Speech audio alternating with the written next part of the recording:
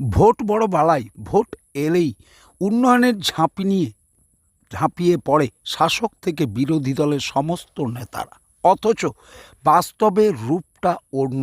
এখনো পর্যন্ত বঙ্গে বহু প্রকল্পের টাকা পায়নি উপভোক্তারা।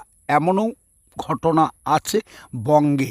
সেই জায়গাতেই বেহাল রাস্তার খবর বারবার সংবাদ মাধ্যমে উঠে এসেছে, কিন্তু সেই বেহাল রাস্তা যে তিমিরে ছিল সেই তিমিরেই রয়ে গেছে।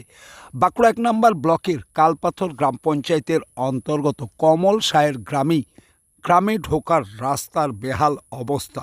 যে রাস্তার কারণে গ্রামে ঢুকতে চায় না কোনো বড় গাড়ি। সেই এলাকায় আজ পরিদর্শনে এলেন বাঁকুড়া বিধানসভার বিজেপির বিধায়ক নীলাদ্রি শেখর দানা। বিধায়ককে কাছে পেয়ে ক্ষোভ উগরে দিলেন গ্রামবাসীরা। এছাড়াও গ্রামবাসীদের অভিযোগ, বিষয়টি পঞ্চায়েত এবং ব্লক স্তরে জানিয়েও কোনো সুফল পাওয়া যায়নি।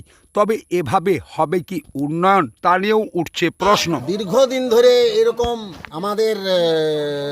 আমাদের রুগী কাঁধে করে নিয়ে যেতে হয়, আমাদের গাড়ি ফেঁসে যায় এবং আমায় সাইকেল আমাদের যে দোকান থেকে আসি রাত 12টা, কোনোদিন রাত 10টাও বাজে আমাকে সাইকেল কাঁধে করে নিয়ে আসতে হয় এবং নানা রকমের কীট পতঙ্গ, সাপ, এইসব যেগুলো আছে, আমার বিরাট জীবনের রিস্ক নিয়ে আসা যাওয়া করি। এই রাস্তা আমি অনেক দিন ধরে অনেক অনুরোধ, অনেক মিনতি কাকতি করে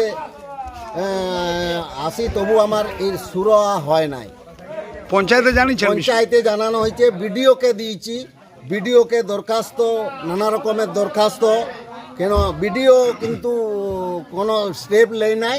কারণ বিডিও হচ্ছে আপনার উয়াদের দাসত্ব করে, হ্যাঁ, মানে বিডিও উয়ারা যা বলে তাই করে।